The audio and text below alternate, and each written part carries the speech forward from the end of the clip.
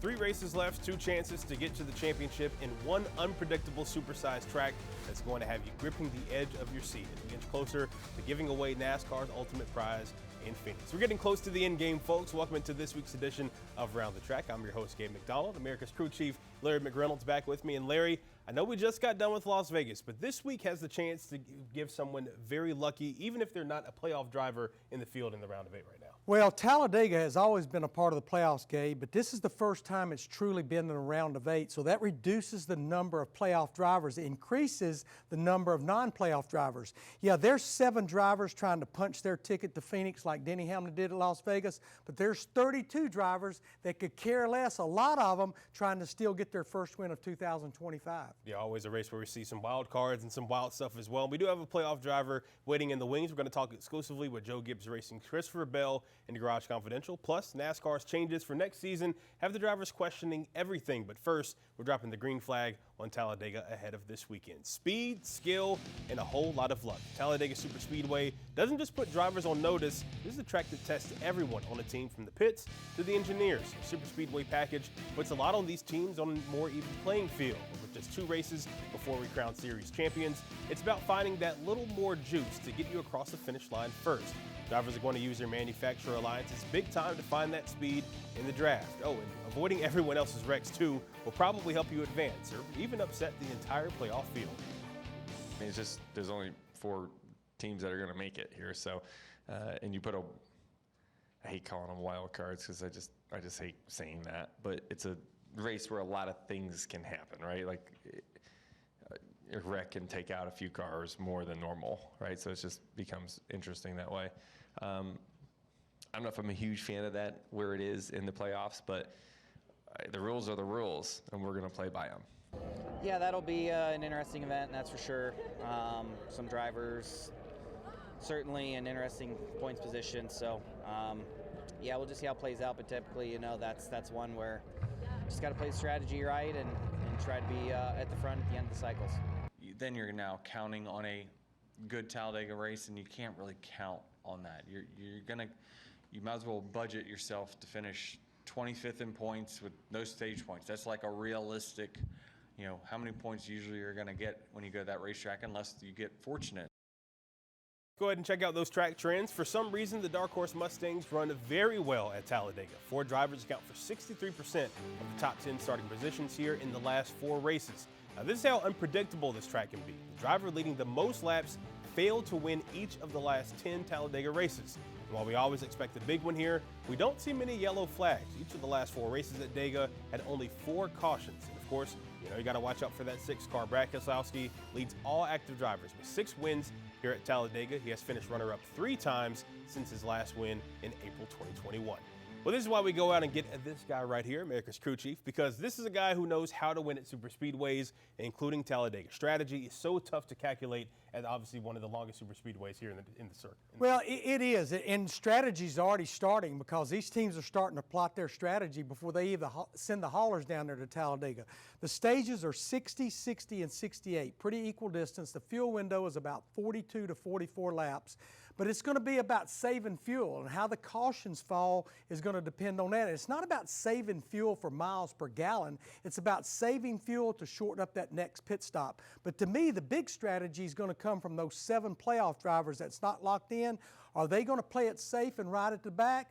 Are they going to be up front and try to score those stage points? I heard Joey Logano say one time, I'm going to go up front and try to score stage points. If I ride at the back, don't score any stage points, and get caught up in a wreck in the last stage, that means I'm leaving there with absolutely nothing. Absolutely. And I mean, Talladega is known for its high speeds, but also that high banking that provides for some thrilling racing, but also some wild wrecks, as we've seen year after year. Still, though, it's one of the races that everyone looks forward to every single season. Even the guys who build the cars make strides when they hear super speedway, especially in the playoffs. Larry, what's the bigger obstacle to overcome this weekend, the track or their fellow driver in the field? the fellow drivers, because here's the deal, Gabe. We're going to go 188 laps and 500 miles, and this has not changed since all of my years of going there as a crew chief. You can have the fastest car, the best strategy, mistake-free pit stops, and your day may determine on a move that a driver makes in the last corner of the last lap, maybe even going through the tri-oval. We will not know who's probably going to win this race until they're going through the tri-oval with the checkered flag waving. Well, one guy who's not worried about winning is Mr. Denny Hamlin. He's already through to the championship 4, and that leaves 3 open spots. We know one guy will get in on points, but this will really give us a little bit more insight into that. You got Kyle Larson, who's 35 points up on the cut line, with Seabell and Briscoe behind him at 20 and 15 respectively.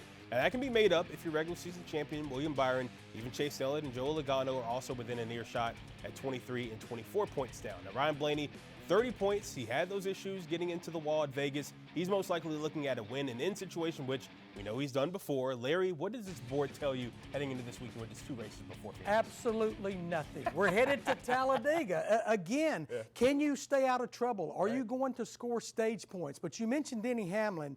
Denny Hamlin is a big fan of Denny Hamlin this weekend, or one of those 32 non-playoff drivers, because if one of those other 7 wins it, that gives them another week to prepare for Phoenix. Denny wants to shut them out of going to victory lane, where all 7 have to go to Martinsville to try to make the championship 4. And we certainly know he doesn't want to see the driver of the 22 car possibly win and get Nobody his from way Team back to Phoenix. Penske. Absolutely. And if you're looking at the board there, you mentioned the Penske guys. They remain in trouble, though. There's still 2 races to make up ground or even win, but with a track like Martinsville still on the schedule, and this weekend, of course, at a drafting track where Penske does dominate laps, you have to think that they're not out of the hunt just yet.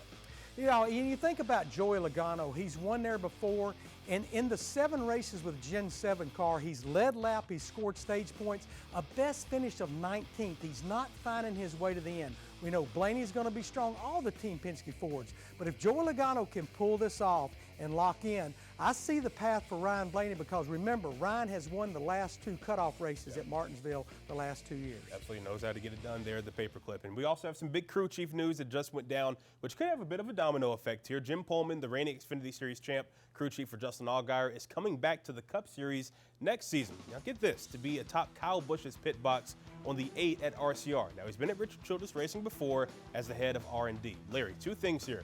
Does this say it's all or nothing next year for Rowdy, and do you think Allgaier possibly retires at season's end over at Junior Motorsports? I've not heard anything about Justin retiring, but I know Jim Pullman. I know him personally. I know one of his goals was to go to be on a pit box at a Cup Series.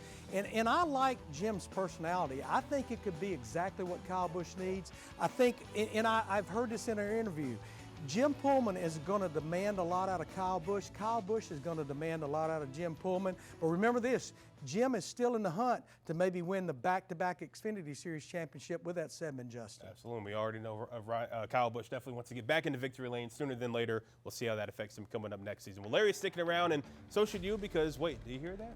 Ding, ding, ding. Never know. You're going to go there, we're going to roll the dice, we're either going to do really good or we're going to get caught up in a wreck, and it's going to be the same for everybody, so... Last time Christopher Bell was at Talladega, he got his bell rung after leading, but now he's looking to answer the bell and advance to his 3rd NASCAR championship race. How he plans to do it, that's coming up next in Garage Confidential. And we haven't had a true NASCAR console game in forever. NASCAR 25 is out, and we're already playing it. But how do the drivers feel about its authenticity? You're about to find out in just a little bit. And we're going to have to make Larry guess who the driver is based off their ratings. Larry, do you still play video games? Is that more for the kids and grandkids? I love video games because I can hit the reset button if I crash. Hey, that's the most important thing there. I do the same stuff. Well, this is no game. We got multiple seat changes happening this week. All that and more coming up next right here on Around the Track.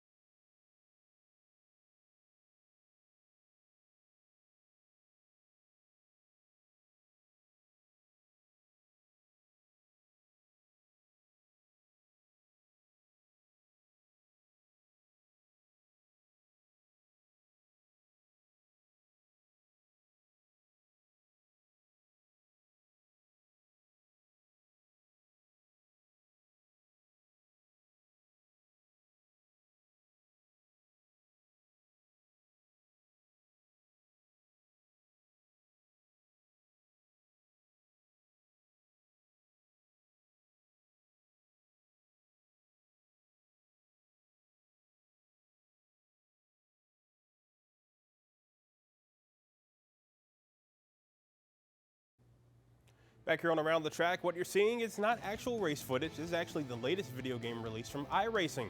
Welcome to NASCAR 25, where everything you'd get from a race day is in the game. You're getting everything and everyone from ARCA all the way up to the Cup Series. Even Dale Earnhardt Jr. gives it the stamp of approval. He's featured in the game's career mode, and he actually curated the soundtrack for the game as well. Now, we caught up with Chase Briscoe and John Hunter Nemechek as they demoed the game, and according to them, it's just like Sundays. It's crazy how far the graphics and the realism has come, right? Back in the day of playing NASCAR 2000, NASCAR 2001, those were probably two of my top favorite. Maybe NASCAR 2003 was up there as well.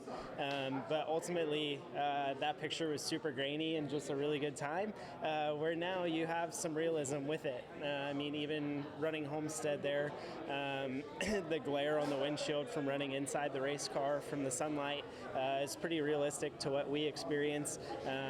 We ran Daytona as well, so practice during the day, qualify at night, race during the day. So all the conditions are changing as well, which is really, really neat to see.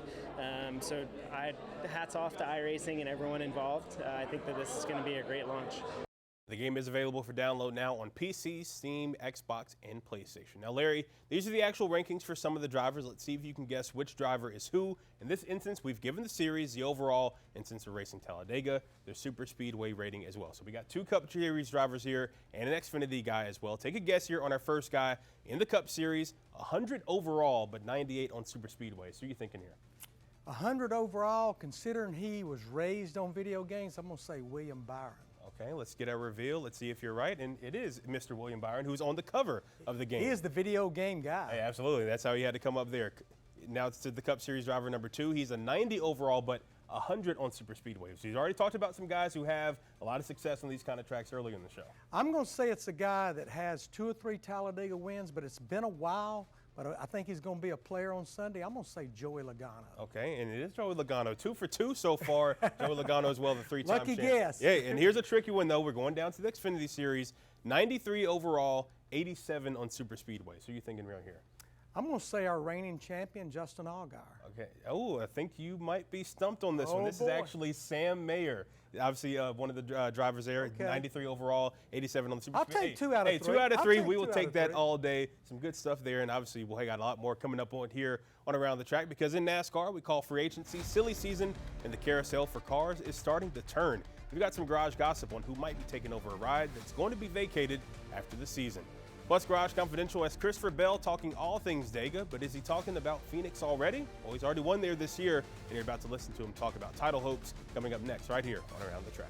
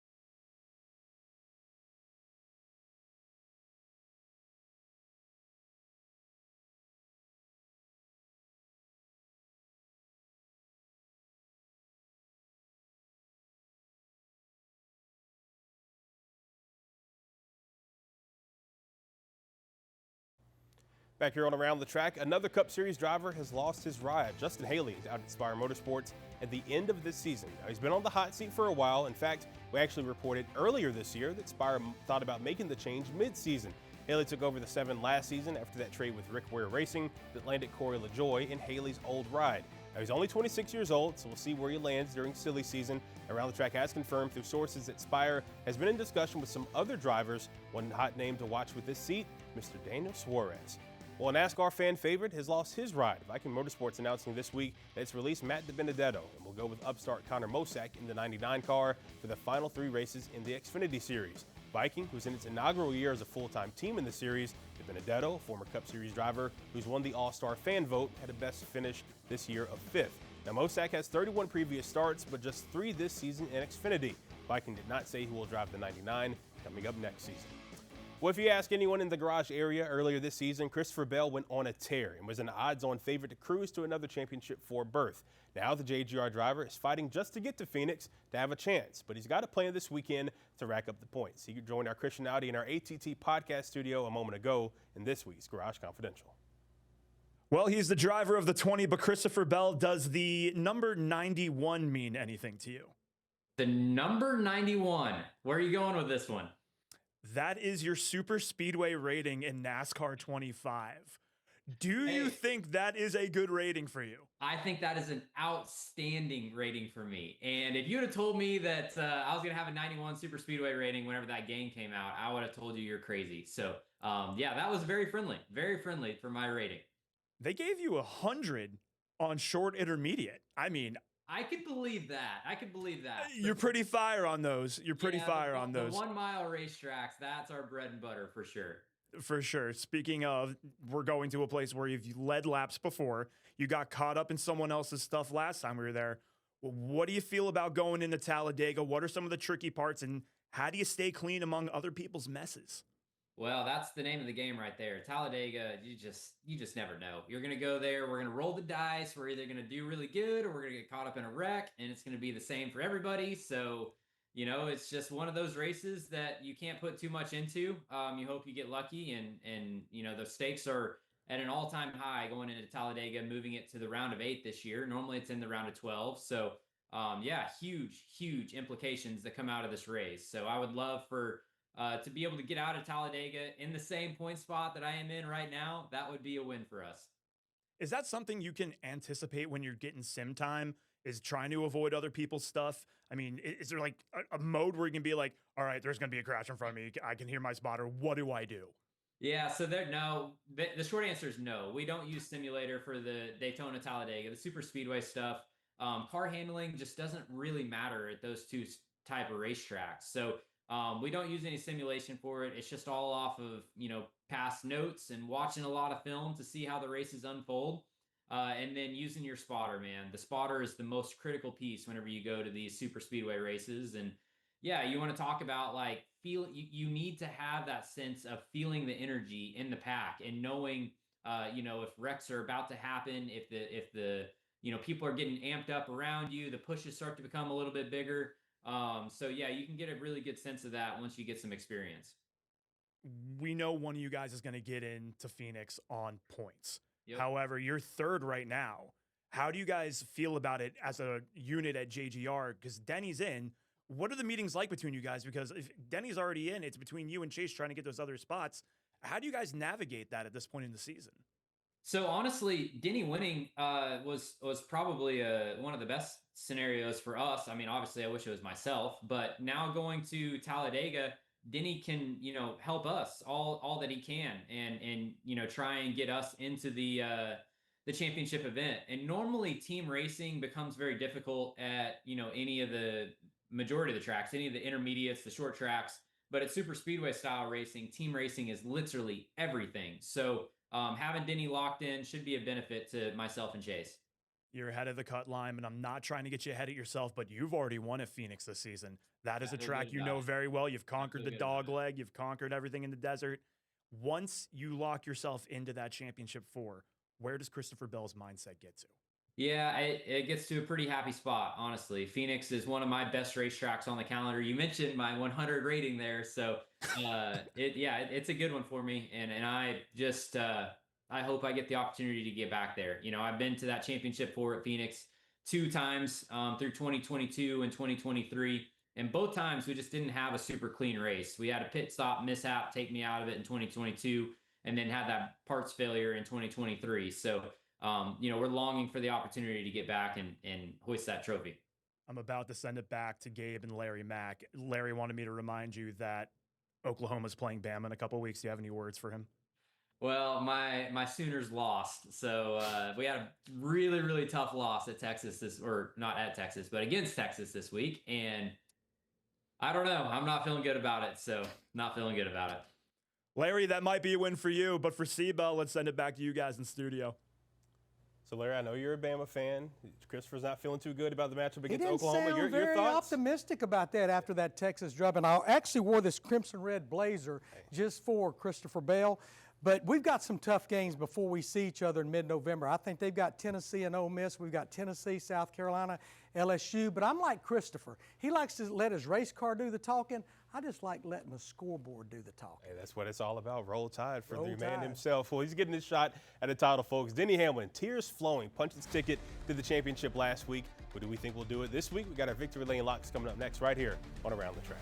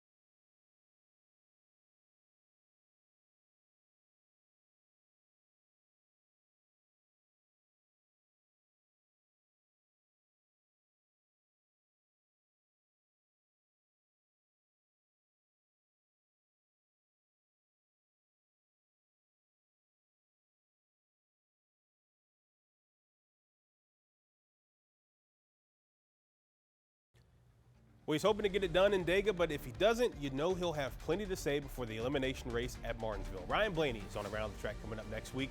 What will the 12 have to say about fighting for another championship?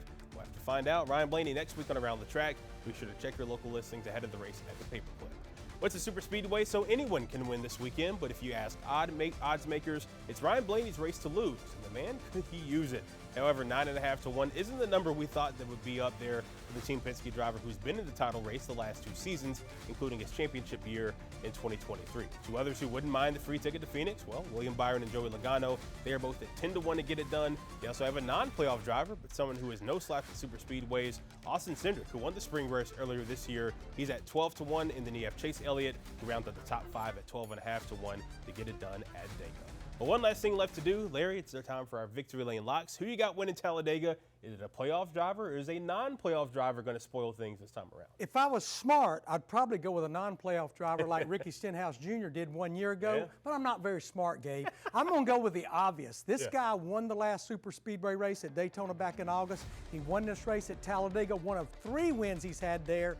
Won this race 2 years ago in 23. I'm going to go with that 12 car. He's going to go from the basement all the way up near the penthouse after this race on Sunday. We'll see if he can get it done. I know he would love to punch a ticket to Phoenix sooner than later, obviously coming up next week. Well, I'm rolling with his teammate. Give me Joey Logano to get it done. I know both he and Blaney obviously at the bottom of the standings, but we know the 3-time champ performs his best when his back is against the wall. Logano, 3 career wins at Dega, however, none of those in the next-gen era, but I think he puts that 100 super speedway rating in NASCAR 25 to good use this week and punches a ticket to Phoenix. I like him to get it done. Any other drivers, real quick, that we need to be on the lookout for? The other 38. Yeah. The other 38. No, I do think if you're in a Ford, Keselowski, we talked about his numbers there. I think he's going to be strong. I think his teammate Chris Buescher. And don't forget the other Team Penske driver that won there in the spring, Austin Cindric. Yeah, absolutely. See if they can all get it done. That's going to do it for this week's version of Around the Track. Enjoy all the racing at Talladega. We'll see you next week as we preview the cutoff race at the Paperclip.